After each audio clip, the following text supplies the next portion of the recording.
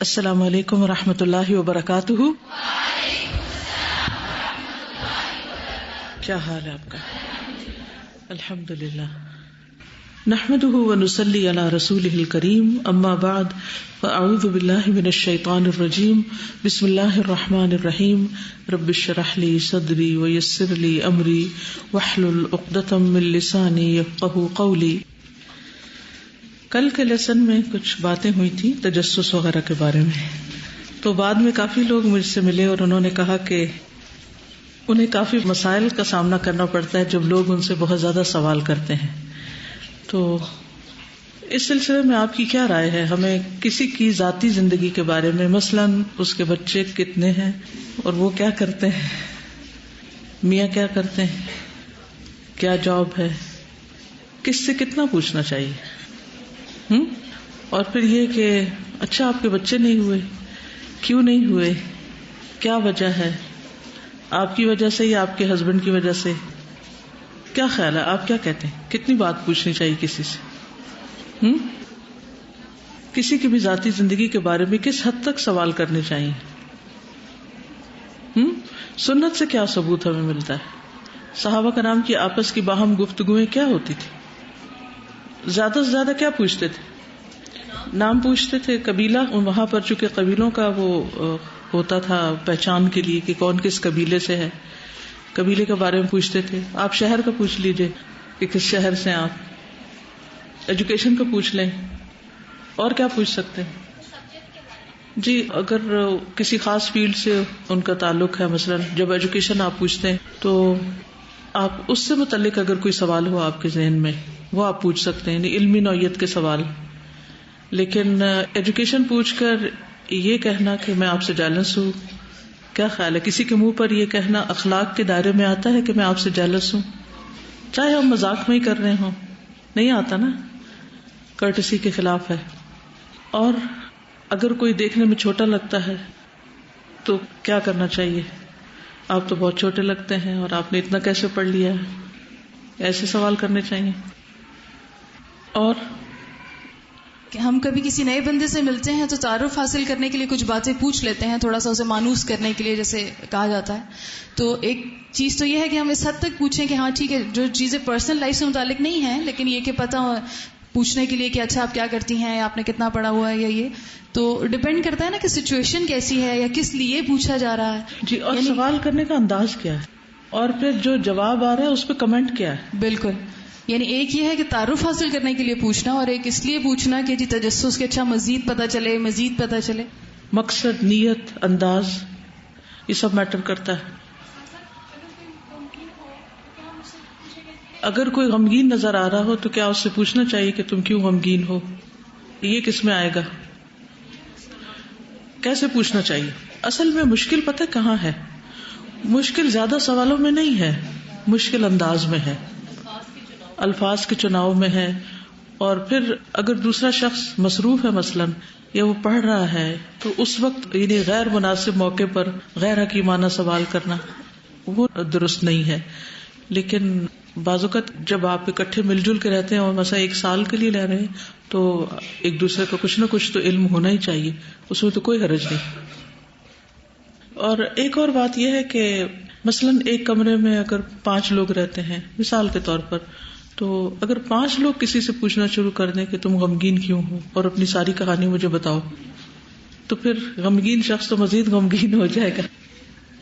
تو اس صورت میں بھی احتیاط برتنی چاہیے. اگر آپ سمجھتے ہیں کہ وہ کسی کے ساتھ شیئر کر رہا ہے تو آپ صرف اسمائل دے سکتے ہیں اس کا غم دور کرنے کے لیے، ضروری نہیں کہ سوال ہی کیا جائے. یا آپ آفر کر سکتے ہیں کہ اگر میرے لائق کوئی خدمت ہو تو میں حاضر ہوں، اگر آپ مجھ سے کچھ شیئر کرنا چاہیں میں آپ کی کیا مدد کر سکتی ہوں.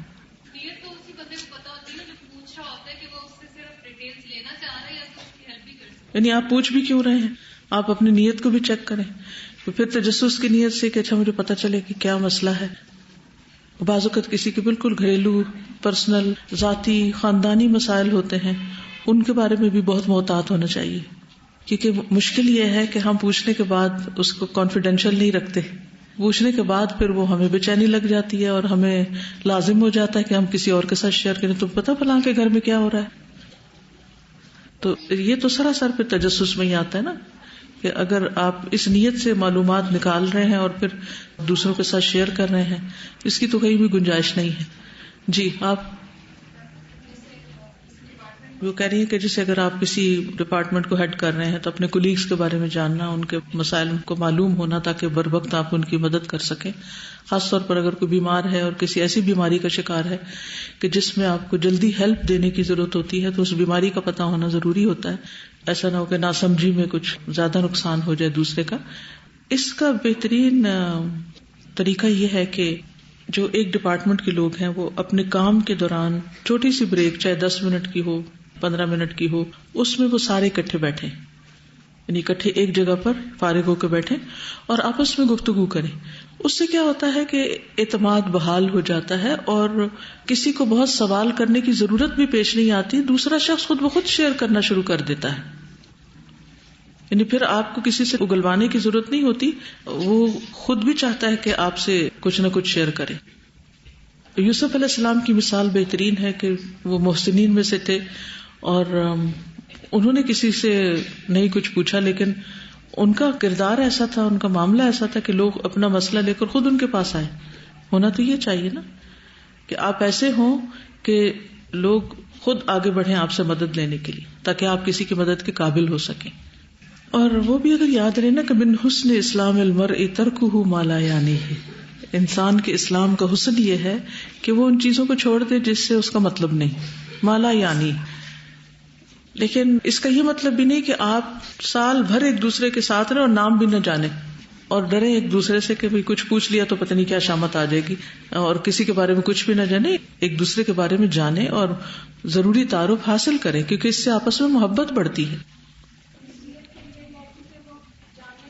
بالکل وہ تو ٹھیک ہے، لیکن صحابہ نبی صلی اللہ علیہ وسلم کے گھر کے بارے میں کیوں پوچھتے تھے؟ تجسس کے لیے پوچھتے تھے یا سیکھنے کے لیے کچھ پوچھ رہے تھے؟ سیکھنے کے لیے. پھر ڈپینڈ کرتا ہے کہ کس کے بارے میں پوچھ رہے ہیں، کس سے پوچھ رہے ہیں اور کیوں پوچھ رہے ہیں. ٹھیک ہے نا؟ کیونکہ ایک دوسرے کو انسان اگر سمجھتا ہو تو غلط فہمی بھی کم ہوتی ہے نا، پھر گزارا کرنا آسان ہوتا ہے. یہ بتا رہی ہے کہ ان کے ڈپارٹمنٹ کا سٹاف ٹی ٹائم میں اکٹھے ہونے کے علاوہ ہر مہینے ایک کسی نہ کسی کے گھر میں ضرور جاتے تھے، یعنی باری باری. تو سب کے گھر میں گئے اور اس سے یہ کہ ایک دوسرے کے مسائل کو سمجھنے میں اور آسانی ہوئی. اور وہ جو بعض اوقات غلط فہمیاں ہوتی ہیں کہ یہ کم دن کے لیے کیوں آتی ہے، تو پتہ چلا کہ وہ کتنی مشکل سے کتنی دور سے آتی ہے. تو جاننا بھی ضروری ہوتا ہے، لیکن تجسس منع ہے. جاننے اور تجسس میں فرق ہے.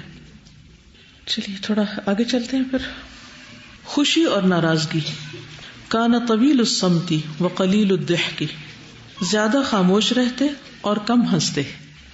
یعنی خاموشی زیادہ ہوتی اور ہنسی کم ہوتی، لیکن مسکراتے بہت تھے. بہت خوش مزاج تھے. خوش ہوتے تو چہرہ مبارک چمک اٹھتا گویا 14ویں کا چاند ہو. جب ناراض ہوتے تو چہرے پر ناراضگی کا اظہار ہوتا، گویا جو دل کے اندر تھا وہی باہر تھا. نہ خوشی میں کہے نہ رونے میں چیخو پکار، بس آنکھیں اشک بار ہوتی تھی. حضرت جریر کہتے ہیں کہ آپ صلی اللہ علیہ وسلم نے کبھی مجھے اپنے پاس آنے سے نہیں روکا، اور کبھی ایسا نہیں ہوا کہ میں نے آپ کو دیکھا ہو اور آپ مسکرائے نہ ہو.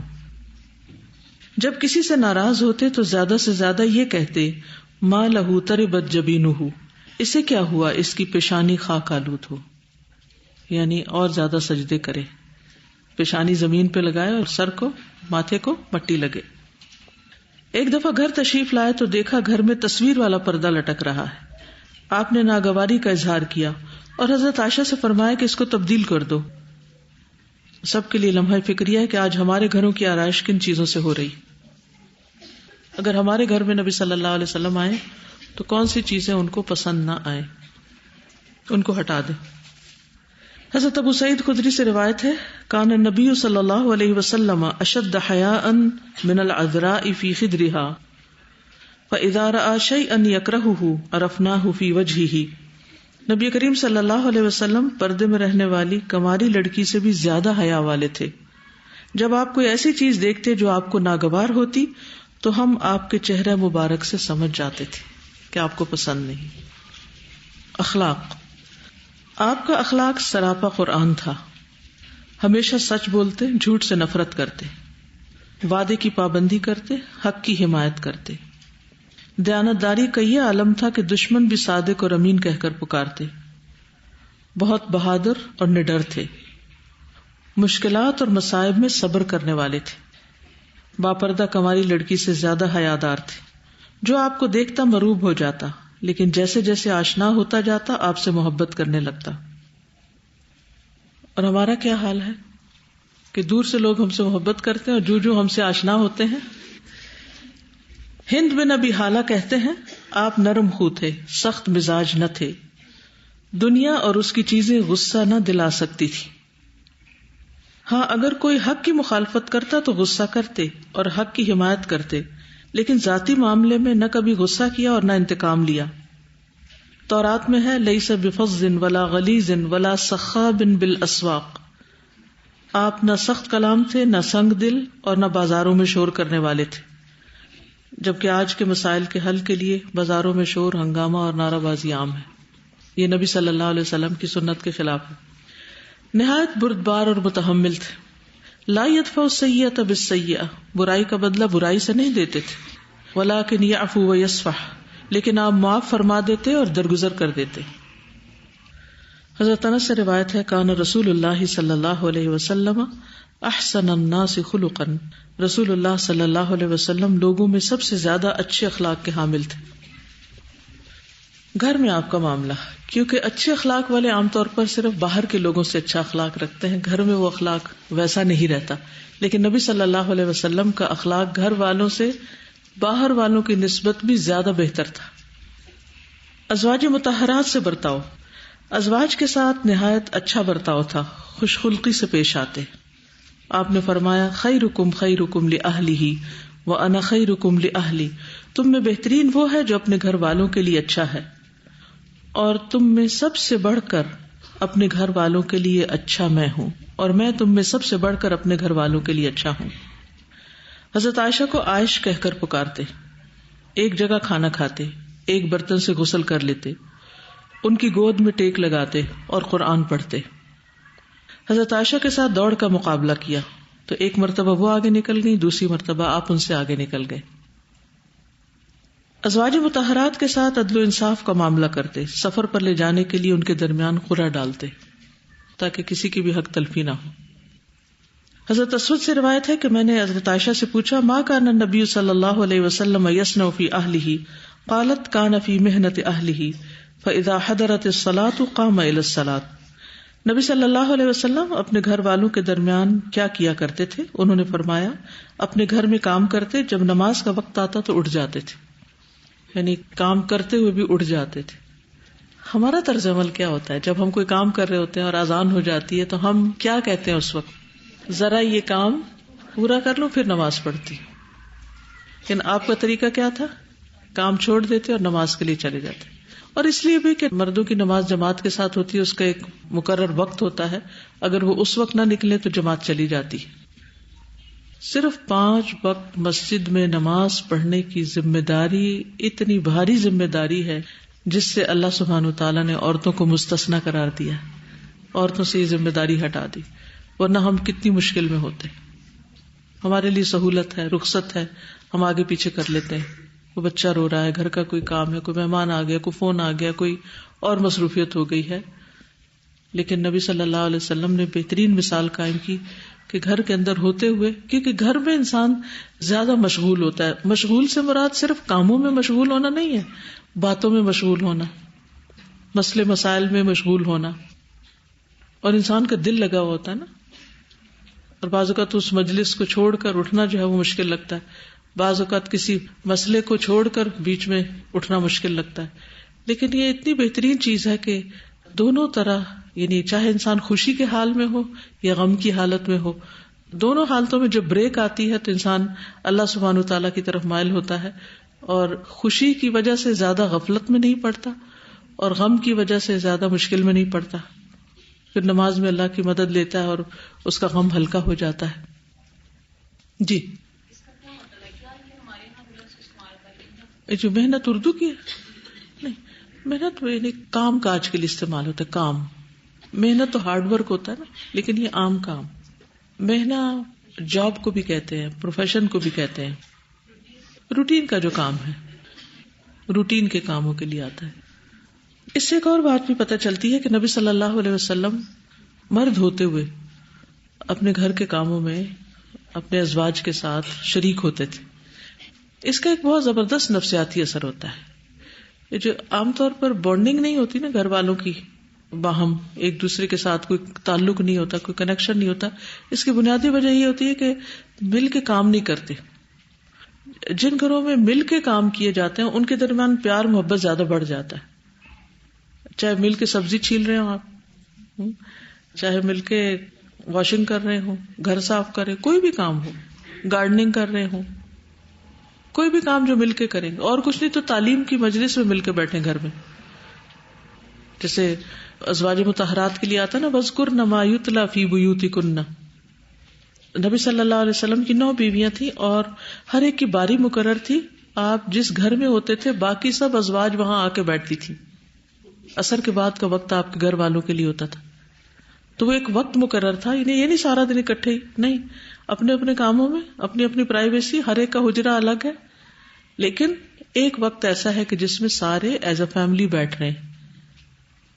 جس گھر میں اس چیز کا اہتمام ہوتا ہے نا، اس سے بہت سی غلط فہمیاں دور ہو جاتی ہیں، پیار محبت بڑھتا ہے، ایک دوسرے کا غم دکھ درد پریشانی ان چیزوں کا ازالہ ہوتا ہے.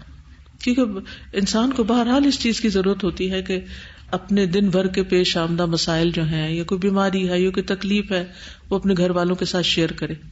کیونکہ انسان کا محتاج ہے. کوئی انسان کتنا بھی صحت مند ہو، کتنا بھی طاقتور ہو، کتنے بھی سب وسائل رکھتا ہو، لیکن بہرحال اس کو انسانوں کی ضرورت ہوتی ہے. آج ہم یہ ضرورتیں باہر پوری کرتے ہیں، یعنی باہر والوں کے ساتھ دوستی رکھتے ہیں اور گھر والوں کے ساتھ دشمنی رکھتے ہیں. اور اس میں خصوصاً میں یہ کہنا چاہوں گی کہ جیسے شادی کے بعد لڑکیاں چونکہ شادی سے پہلے کئی سال تک ماں باپ کے گھر رہتی ہیں، تو گھر والوں سے مانوس زیادہ ہوتی ہیں، اپنے بہن بھائیوں سے، ماں سے، باپ سے، خالاؤں سے، پھوپھیوں سے وغیرہ وغیرہ، یا دوستوں سے. تو ہوتا یہ کہ شادی کے بعد جب نئے گھر میں جاتے ہیں تو وہ لوگ اجنبی ہوتے ہیں، ان کے مزاج کو سمجھنے، اس گھر کے طریقوں کو سمجھنے میں وقت لگتا ہے. تو خصوصاً جو شروع کے دن ہوتے ہیں، شروع کے کچھ سال تک بھی یہ معاملہ چلتا ہے کہ لڑکیاں پلٹ پلٹ کے پیچھے دیکھتی اور ان سے کمپیریزن کرتی، یا پھر اب تو فون اور واٹس ایپ اپنے کیا کچھ ہے جس سے رابطے پیچھے کی طرف رہتے ہیں.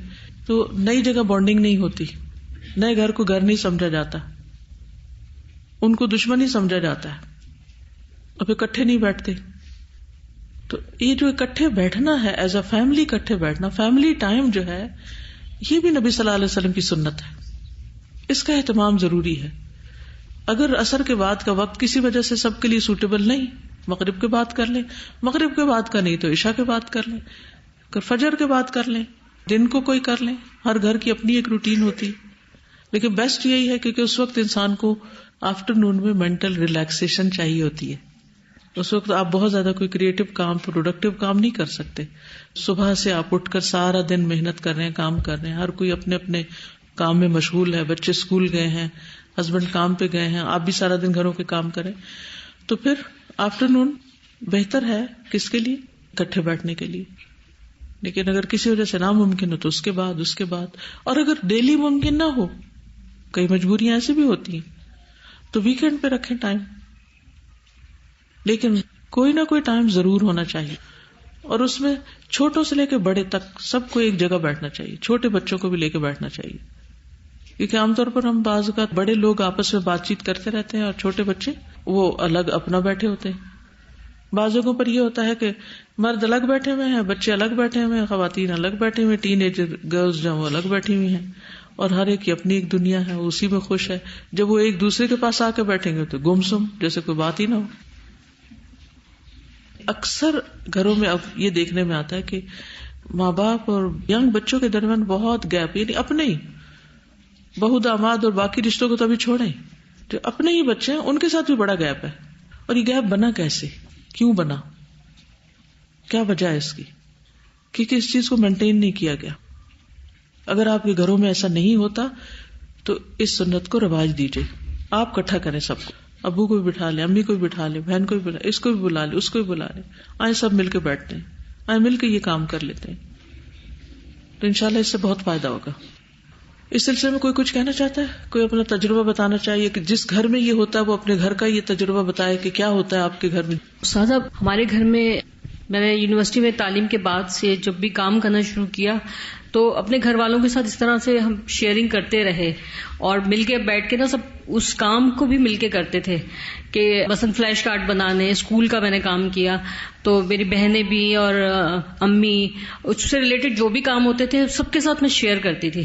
تو سب کا الحمدللہ پہلے بھی میرے ساتھ کافی تعاون رہا اور جب سے آلودہ آئی ہوں تب بھی سب لوگ ماشاءاللہ سے الحمدللہ بہت تعاون کرتے ہیں اس شیئرنگ کی وجہ سے. ویسے بھی اور بھی چیزیں ہم لوگ شیئر کرتے ہیں لیکن خاص طور پہ یہ دین کا کام کرنا جو ہے وہ بہت آسان ہو گیا اور مجھے اس کے لیے کوئی پریشانی نہیں ہوتی. اور ویسے بھی فائدہ یہ ہوتا ہے کہ جب آپ اتنی بانڈنگ ہو جاتی ہے تو کسی کو بھی کوئی ضرورت پڑتی ہے تو وہ حاضر ہوتے ہیں کام کرنے کے لیے کیونکہ پتہ ہوتا ہے کہ اس کو کیا مسئلہ ہے، ورنہ مشکل ہو جاتی ہے. گھر کے کاموں میں جیسے استاذہ ڈیلی کے کاموں میں الحمدللہ ہمارے گھر میں بھی ایسا ہی ہے کہ سب ہیلپ کرتے ہیں اور ڈیوٹیز اس طرح سے جیسے کوئی پارٹی ہے یا کسی نے آنا ہے گھر میں تو ایون بوائز کی بھی اور مردوں کی بھی ڈیوٹی ہوتی ہے کہ انہوں نے یہ ایون میرے ہسبینڈ کوئی نہ کوئی ڈش بناتے ہیں، ان کو سویٹ ڈشز کا شوق ہے تو وہ بنا لیتے ہیں. مطلب ہر کوئی نہ کوئی اپنا کام کرتا ہے اور کچھ نہیں تو نان گرم کرنے اینڈ میں تو وہ بیٹے کی ڈیوٹی لگا دی کہ تم نے یہ کرنا ہے اور وہ شوق سے کرتے ہیں اور بہت ہیلپ ہو جاتی ہے. مطلب لیڈی آف دا ہاؤس جو ہے وہ ریلیکسڈ ہوتی ہے کہ الحمدللہ سب کام ہو جاتے ہیں اور ایک خوشی الگ ہوتی ہے. جی بالکل. منور آپ استاد ایسے کہ آج کل بچیوں کے حساب سے میں دیکھتی ہوں کہ مائیں جو ہیں وہ ملازموں کی وجہ سے بچیوں کو کام پہ اکثر نہیں لگاتی کچن وغیرہ میں، لیکن پہلے یہ ہوتا تھا کہ مائیں ساتھ لگاتی تھیں، ان کی مجبوری بھی ہوتی تھی اور بچیاں لگ جاتی تھیں. اس سے فائدہ یہ ہوتا تھا کہ بچیاں کام جو ہیں ان کے ہاتھوں پہ چڑھ جاتا تھا اور کرتی تھیں اور جب پھر اپنے گھروں میں بھی جاتی تھیں اتنی مشکل نہیں ہوتی تھی. لیکن آج کل جو ہے وہ ساتھ ملاتی نہیں ہے، اپنے ساتھ کرواتی نہیں ہے، پڑھ لیں یہ کر لیں وہ لیں. مطلب بیلنس ہونا چاہیے، اعتدال ہونا چاہیے، ساتھ تھوڑا بہت والدہ کے ساتھ بچیاں کام کرائیں اور گھر والے ویسے بھی مل کے جو ہے وہ ہر ایک کو پتا ہو ہمارے گھر میں کیا پک رہا ہے کیا بن رہا ہے. وہ بالکل اجنبیت والی کیفیت جو ہے وہ نہیں ہونی چاہیے. استاذہ ہمارے گھر میں، ہمارے والدین کے گھر میں یہی تھا کہ کوئی کھانا ہم یہ نہیں ہوتا تھا کہ اکیلے کوئی کھائے، چاہے دیر ہو جائے دوپہر کے کھانے کو سب کے آنے کا انتظار کیا جاتا تھا. اور ابا جان کوئی نہ کوئی اخلاقی اچھی بات کبھی شیخ سادی کی کچھ اور پھر آپس میں بانٹ کے سب کرنا تھا. اور میں دیکھتی ہوں اس کا جو ثمر ہمیں اب مل رہا ہے کہ ہمارے بہن بھائیوں میں الحمدللہ اب ہم اتنے بوڑھے بھی ہو گئے، آگے نانیاں دادیاں بن گئے، لیکن سب کا آپس میں اتنا پیار ہے کہ چاہے کوئی بات ہو بھی جائے چھوٹی موٹی تو ہر جگہ ہو جاتی ہے، لیکن جو ایک دوسرے کا خیال ہمیں پتہ ہے کہ کوئی ہمارا ایک دوسرے کے خلاف کوئی بات نہیں کرے گا اور کچھ. اور اس سے میں نے دیکھا ہے کہ آگے پھر اگلی نسل میں بھی پھر یہ چیز آ جاتی ہے. تو یہ چیز جو ہے صرف کام بھی کرے مل کے وہ بھی ایک الگ بات ہے، لیکن یہ جو آپس میں ایک دوسرے کی محبت اور پیار اور ایک دوسرے کو سمجھانا اور ایک دوسرے کا خیال کرنا یہ بہت زیادہ جو ہے وہ فائدہ دیتا ہے آئندہ زندگی میں انسان کے. جیسے میں شادیوں کی کراچی گئی تھی نا تو میرے سسر کا یہ طریقہ تھا کہ میری ساس تو نہیں تھی کہ صبح ناشتے کی ٹیبل پہ کوئی بغیر نہائے کپڑے بدلنے، انہوں نے اپنے بیٹوں کو یہ ٹرین کیا تھا. اور میری نند آپ کو پتا ہے اس کے باوجود وہ بھی پورے پراپر کپڑے بدل کے سب ایک ساتھ ٹیبل پہ مطلب ناشتہ بھی. اور اگر کوئی مہمان آنا دوپہر کو رات کو آٹومیٹکلی بچے آنکھ سمجھتے تھے خود بخود ٹیبل سے اٹھ کے دوسروں کو جگہ دیتے تھے، جو آج بچوں میں نہیں یہ چیز کہ کوئی بڑا آیا مہمان آیا تو وہ اٹھ جائیں. گھر کے تو معاملات کے علاوہ لاہور میں میری بہن کلاس لیتی ہے، مطلب آپ کی کلاس کرتے ہیں وہ لوگ کیسٹ سے، تو لوگ کم آتے تھے. اس کو نیٹنگ بہت اچھی آتی ہے، سب اس کی تعریف کرتے تم نیٹنگ بہت اچھی کرتی ہے. اس نے کہا میں سب کو سکھاتی ہوں. اب کلاس سے پہلے آدھا گھنٹہ نیٹنگ کی کلاس ہوتی ہے، سب بیٹھ کے اپنی نیٹنگ لے کر آتے ہیں اور اس سے نا پورا کمرہ بھر گیا سارے اڑوس پڑوس الحمدللہ. جی استاذہ اس طرح ہے کہ ایک نیچرل طریقہ ہے کہ انسان جب بوڑھا ہوتا جاتا ہے، عمر ہوتی جاتی ہے تو اس کے تجربہ اور تقوی میں اضافہ ہوتا ہے، اور جو ینگ لوگ ہوتے ہیں ان کے وہ کام گھر کے کم کرنا شروع ہو جاتا ہے، لیکن یہ ایکسپیرینس اور تجربہ تقوی جو ہے وہ چیزیں اس میں زیادہ آ جاتی ہیں. تو ہمارے گھر میں ہمارے دادا دادی تھے جنہوں نے ہماری تربیت کی، امی کام میں لگی رہتی تھیں اور سارا وقت باقی ہمارے تایا چچا ہر کوئی آ رہا ہے اور امی ان کو مہمان نوازی کر رہی ہیں اور سارے ادب آداب اور سب چیزیں انہوں نے سکھائیں. اور جو تھی ہماری دادی وہ غریبوں میں کھانا بہت تقسیم کرتی تھی، مطلب بلا کے بستی سے بچوں کو، اور کوئی نئے پھل کو ہمیں ہاتھ نہیں لگانے کی اجازت ہوتی تھی جب تک وہ بچوں کو وہ پھل ٹوکروں کے ٹوکرے ان کو بانٹ نہ دیں. تو وہ الحمدللہ جو چیزیں میں نے ان سے سیکھی، حج کا انہیں بہت شوق تھا لائیو حج بیٹھ کے دیکھتی تھی اور روتی ہوتی تھیں تو میں ان کے ساتھ بیٹھ کے دیکھتی تھی.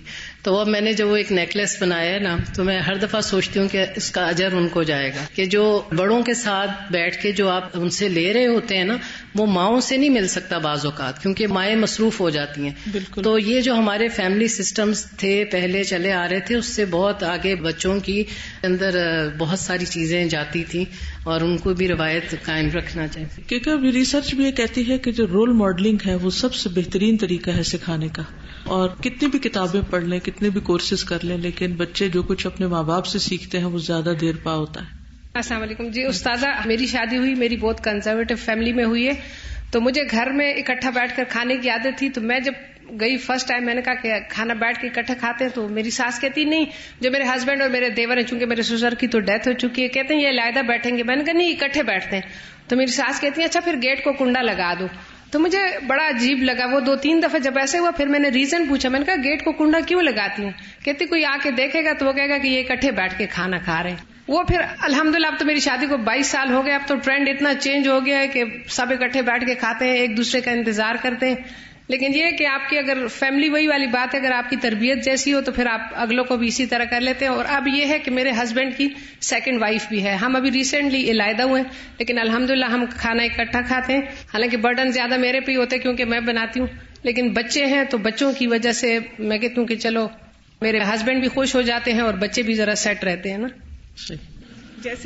جیسے انہوں نے بتایا کہ سب لوگ مل کے کھانا کھاتے ہیں, ہمارے ہاں بھی یہ تھا کہ ہم لوگ 4 بہنیں تھی, تو میرے فادر کی ہمیشہ سے عادت تھی کہ جب تک ہم بہنیں کھانا نہیں ڈال لیتی تھی سالن, وہ اپنی پلیٹ میں سالن نہیں ڈالتے تھے. اور اس کے بعد جب ہماری بھابھی آ گئی تو انہوں نے یہ عزت ان کو دی کہ جب تک بھابھی کھانا نہیں ڈال لیتی وہ اپنی پلیٹ میں سالن نہیں ڈالتے. اور اسٹل ابھی تک 20-22 سال ہو گئے ان کی یہی ہیبٹ ہے کہ جب تک وہ کھانا نہیں لے لیتی اب وہ اپنی پلیٹ میں کھانا نہیں ڈالتے. اور پھر یہی عادت امی میں, اور ہم نے بھی اسی چیز کو آگے کیری کی اپنے سسرال میں آ کے, کہ دوسروں کو اسپیس کیسے دینی ہے, دوسروں کو عزت کیسے دینی ہے. اور میرے سسرال میں یہ تھا کہ ہم لوگ عشاء کے بعد سب لوگ اکٹھے ہوتے تھے, میرے فادر ان لا سب لوگ سارے دن کی بتاتے کہ آج کس نے کیا کیا, ابھی کہاں گیا, سارا وہیں پہ آ کے عشاء کے بعد ہم لوگ سب شیئر کرتے تھے. تو یہ کہ شیئرنگ اچھی ہے, اس طرح سے یہ کہ آپ کی زندگی بہت کمفرٹیبل ہو جاتی ہے. بالکل, شیئرنگ از کیئرنگ. چلیے کوئی دائیں ہاتھ والوں میں سے تو نہیں, ادھر مائک دیجیے. جیسے مجھے جاب پہ یہاں پہ آتی ہوں نا, تو سنڈے اور سیٹرڈے کا کسی دن جب آف ہوتا ہے نا, تو اس وقت پھر میرا یہ ہوتا ہے کہ ساروں کے لیے ناشتہ بنا کے نا اور پھر اکٹھے بیٹھ کے الحمدللہ, اور اتنے پھر اس وقت مزہ آتا ہے اور سارے ویک کی ریلیکسیشن اس چھوٹے سے اس کے اندر ہو جاتی ہے الحمدللہ. جی آپ کچھ کریں. میں اپنا ایکسپیرینس شیئر کرنا چاہوں گی. ہم 3 بہنیں اور میری مدر ورکنگ ہیں, تو مطلب مجھے لگتا ہے کہ جیسے آج کل کی جنریشن ہے, ہمارا اپنی مدرس کے ساتھ ایک بہت گہرا کنیکشن ہونا چاہیے, کیونکہ پھسلنے کے بہت چانسز ہوتے ہیں. تو میری مطلب مدر کیا کرتی ہیں کہ جب ہم سارے گھر اکٹھے آ جاتے ہیں, مطلب وہ بھی ٹیچ کرتی ہیں, تو پھر یہ کہ ہم مل کے مطلب کھانا بناتے ہیں. وہ کوئی سبزی ایک بہن کو کاٹنے کو دے دیں گی, کوئی ایک گوشت بھون رہی ہے, کوئی ایک مطلب چکن دھو رہی ہے, مطلب ہم سب بزی ہوتے ہیں. اور پھر ہم تینوں بہنیں مل کے اپنی امی کے ساتھ پورے دن کی اپنی روٹین شیئر کرتے ہیں, ان کو بتاتے ہیں کہ یہ بات ہوئی, یہ نہیں ہوئی. تو ہماری لائف کے ساتھ مطلب اتنی زیادہ کنیکٹڈ ہیں کہ ان کو پتا ہے کہ ہماری دوستوں کی لائف میں, ہماری لائف میں کیا کچھ چل رہا ہے. تو یہ طریقہ ہے کہ آپ مطلب گھر کے, جیسے اگر آپ بہنیں زیادہ ہیں یا اگر آپ کی مدر, تو یہ ایک طریقہ ہے کہ گھر کے کاموں کے ساتھ اپنا ٹائم مینج کر سکتے ہیں آپ اس طرح. Like nowadays, a lot of families have problems. Like therapists and stuff, they tell you the solution that families fall apart. They tell you to have meals together, like katte hoke sara khana khaye and stuff. And so I know in my household we would always we would go to school and stuff, and mom works and dad works. And so whenever dad would come home, we would have dinner together at least. And even though we didn't talk that much, hum baatein bhi zyada nahi karte the, bas ek dusre ki shakal dekh ke thoda sa pata nahi sukoon aata tha, ki shakal dekh ke bhi pata chal jata hai ki you know kisi ka stressful day tha, kisi ka sad day, kuch hua. تو ایسے بھی, and you also have to put in effort. جیسے بابا job سے آئے اور ماما تو خیر گھر پہ ہوتی ہیں تو ان سے بات ہو جاتی ہے, لیکن بابا سے نہیں ہوئی, اور انہیں گارڈننگ کا بہت شوق تھا. تو چاہے مجھے بہت بورنگ لگتی ہے, لیکن بابا گارڈننگ کرے تو میں بھی باہر چلی جاتی تھی, چلو میں بابا کے ساتھ دیکھ لیتی ہوں کیا کر رہے ہیں, اور میں سوال جواب کر لیتی. تو ایسے میں بھی بابا کے ساتھ بھی کنیکشن ہو گئی. تو پھر بعد میں کچھ عرصے کے بعد بابا بھی میرے سے پوچھتے تھے کہ اسکول کیسا گیا, اور مجھے ایسے عجیب سا لگا کہ مجھے انٹروگیٹ کر رہی ہیں, پتہ نہیں کیا ہو گیا. لیکن پھر تھوڑی دیر بعد میں بھی یوزڈ ٹو ہو گئی, اچھا میں خود ہی بتا دیتی ہوں اسکول میں کیسا گیا اینڈ ایوری تھنگ. سو ایسے ریلیشنز بھی بہتر ہوتے ہیں. استاذہ جب تک گھر میں ٹی وی نہیں تھا نا تو تب تک وہ آپس میں سب شیئر کرتے تھے، تو اب وہ ساری باتیں اور سارا ٹائم جو اپنوں کا تھا وہ سب نے گیجٹس نے لے لیا. اب ساتھ بیٹھے بھی ہوتے ہیں تو یہ کتنا ہے آج کے دور کا کہ بعض اوقات اکٹھے بیٹھے ہوتے ہیں اور ہر ایک موبائل پہ ہوتا ہے، اپنے اپنے آپس میں بات بھی کر رہے ہوتے تو اس میں بھی میسجنگ ہو رہی ہوتی. السلام علیکم استاذہ، میں میرڈ ہوں اور میں اپنا ایکسپیرینس ابھی آج کے زمانے میں الحمدللہ کے بعض خاندانوں میں ایسا ہو رہا ہے. ہمارے الحمدللہ ویسے سب اکٹھے نہیں رہتے، الگ الگ ہیں، لیکن جب بھی کوئی موقع آتے ہیں یا کبھی عید کا موقع اسپیشلی تو سب ایک جگہ ضرور اکٹھے ہوتے ہیں. اور اس کے علاوہ بھی جب کوئی گیسٹ وغیرہ کسی کے گھر جائیں تو سب ایک اسی گیسٹ کی دعوت نہیں کرتے بلکہ سب کو انوائٹ کر لیتے ہیں اور سب مل کے بیٹھتے ہیں. تو اس میں سب سے اچھی بات یہ ہے کہ میری ساس جو ہیں وہ سب کو ڈال کے دیتی ہیں اور سب انہی سے لیتے ہیں. بار بار جب بھی کسی کو چاہیے ہوتا ہے کچھ بھی تو وہ انہی سے کہتے ہیں امی جی یہ دیجیے، امی جی یہ دیجیے. وہ ماشاءاللہ سے وہ بسم اللہ کر کے ہر کسی کی پلیٹ میں بسم اللہ کر کے ڈال کے دے رہی ہوتی ہیں. تو سب مل کے کھا رہے ہوتے ہیں. ہر تو اتنی خوشی اور سب بہت خوشی اور اس میں سب ہنستے ہیں اور انجوائے کرتے ہیں. تو وہ اگر دلوں میں کچھ اس طرح کی باتیں ہوتی ہیں ہر فیملیز میں، لیکن اس ٹائم پہ جو ہے وہ سب بہت خوش ہوتے ہیں اور ہر طرف اتنا اچھا ماحول ہوتا ہے. اور الحمدللہ کہ یہ ابھی بھی ہمارے خاندان میں یہ ہے. بچوں سے تعلق، بچوں کے ساتھ انتہائی شفقت سے پیش آتے، ان کے پاس سے گزرتے تو خود سلام کرتے. فاطمہ رضی اللہ تعالی عنہا آتی تو ان کا ہاتھ اور ماتھا چومتے، پھر خاص جگہ پر بٹھاتے. حضرت حسن بن علی کے لیے اپنی زبان نکالتے تو وہ آپ کو دیکھ کر مسکراتے، یعنی بچوں کے ساتھ بچوں کی سطح پر معاملہ کرتے. حسن رضی اللہ تعالیٰ عنہ کو اٹھا کر کہتے میں اس سے محبت کرتا ہوں، تم لوگ بھی اس سے محبت کرو.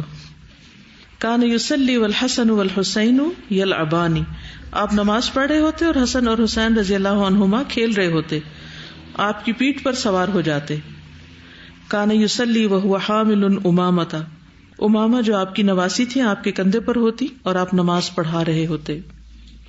آج اگر نماز پڑھتے وقت ماں کے پاس بچہ رو رہا ہو تو اسے کھینچ کر ماں سے دور کر دیا جاتا، حالانکہ ماں بچے کو اٹھا کر بھی نماز پڑھ سکتی. بچوں سے محبت اور لاڈ پیار کرتے. حضرت زینب جو ام سلمہ کی بیٹی تھی آپ ان کو زوینب کہہ کر پکارتے. محبوب بن ربیع کہتے ہیں کہ آپ ہمارے گھر تشریف لائے، میں اس وقت 5 سال کا تھا. آپ نے ہمارے کنویں سے پانی کا گھونٹ بھرا اور میرے چہرے پر پھوار ڈالی، یعنی بچوں کے ساتھ دل لگی بھی کیا کرتے تھے. تو بچوں کو لازمی طور پر توجہ دینی چاہیے، چاہے تھوڑی دیر، چاہے آپ کتنے بھی مصروف ہو اور کسی بھی کام میں مصروف. ساتھیوں سے تعلق، فجر کی نماز کے بعد مسجد میں ساتھیوں کے درمیان بیٹھ جاتے، ان کی باتیں سنتے. کوئی خواب سناتا تو مطلب بیان کرتے، شعر بھی سنتے، اس پر انعام بھی دیتے، غنیمت یا صدقہ بانٹتے، ہدیہ قبول کرتے اور بدلے میں بھی دیتے. خوشبو بہت پسند تھی، اس لیے خوشبو کا تحفہ کبھی رد نہ کرتے. اچھے نام پسند کرتے اور برے نام تبدیل کر دیتے. ساتھیوں کے نام پیار سے بھی لیتے. حضرت علی کو ایک مرتبہ کہا یا ابا تراب، اے مٹی والے، جب وہ مسجد میں سوئے ہوئے تھے اور ان کے جسم پر مٹی لگ گئی تھی. حضرت ابو ہریرہ سے کہتے یا ابا ہر، اے بلی والے. حضرت انس سے کہتے یا ذل اذنین، اے 2 کانوں والے. اب یہ دیکھیں اچھے نام یعنی پیار کے نام بھی ہیں لیکن ان میں کوئی غلط بیانی بھی نہیں ہے. اس سے پتہ چلتا ہے کہ لوگوں کے ساتھ آپ کا معاملہ ان کی سطح پر ان کے مزاج کے مطابق ہوتا جو ان کے لیے خوشی کا باعث ہوتا.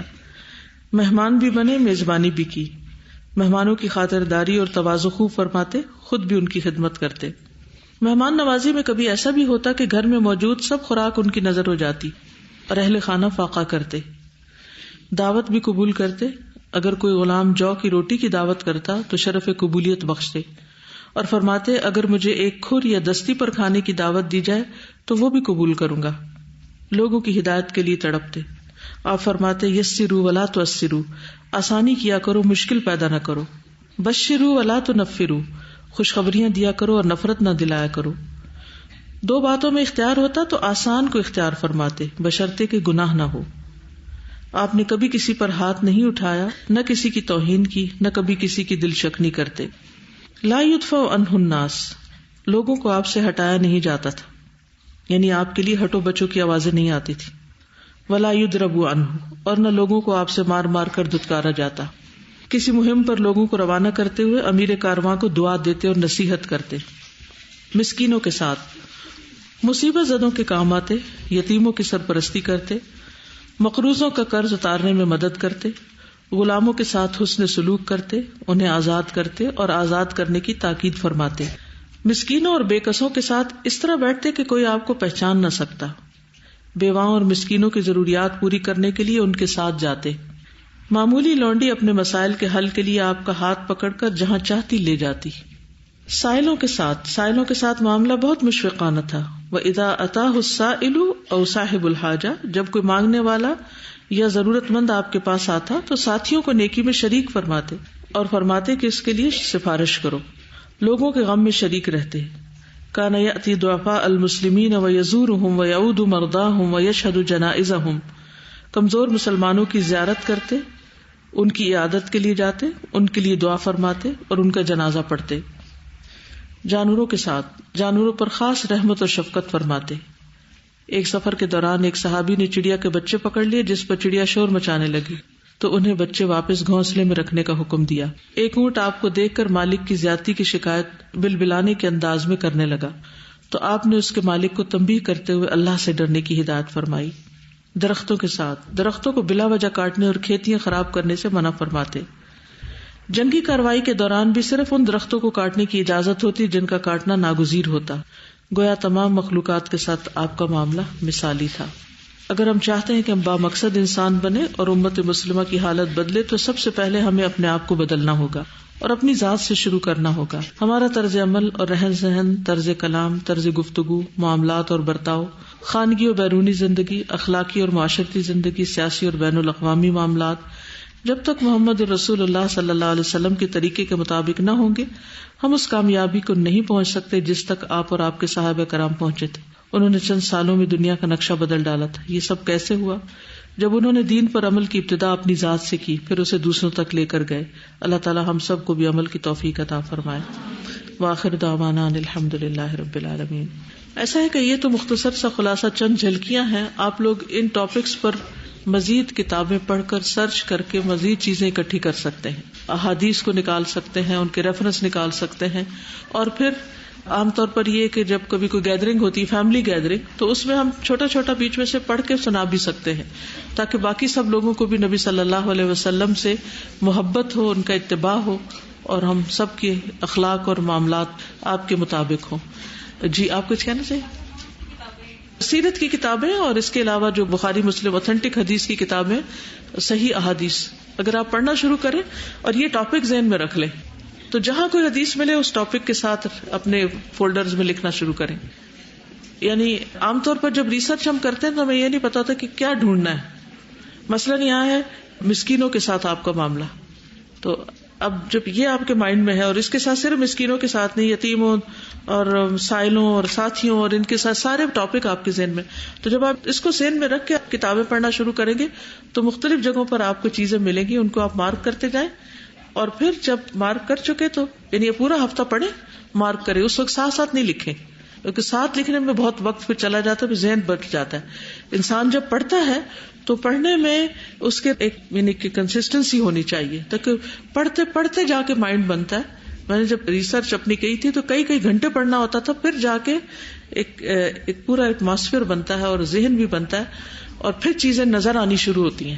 ایسا نہیں ہوتا کہ کتاب کھولے، اچھا یہ نکل آیا چلو میں لکھنے بیٹھ جاؤں اور پھر آگے بھول گئے اور پھر کتاب چھوڑ دی، نہیں، مسلسل پڑھیں اور مارک کریں، پڑھیں اور مارک کریں، اور پھر اس کے بعد دوبارہ آپ کتاب کھولیں، آپ وہ چھوٹے چھوٹے اسٹکی نوٹس بھی لگا سکتے ہیں، دوبارہ کتاب کھولیں، اچھا یہ اخلاق سے متعلق چیز ہے، اخلاق کا فولڈر نکالیں، اس میں وہ نوٹ کر لیں، دوسری یہ لباس سے متعلق ہے، یہ فلاں چیز سے متعلق ہے، تو اس میں ڈالتے جائیں، پھر جب وہ ڈال چکے پھر ان کو ترتیب دیں۔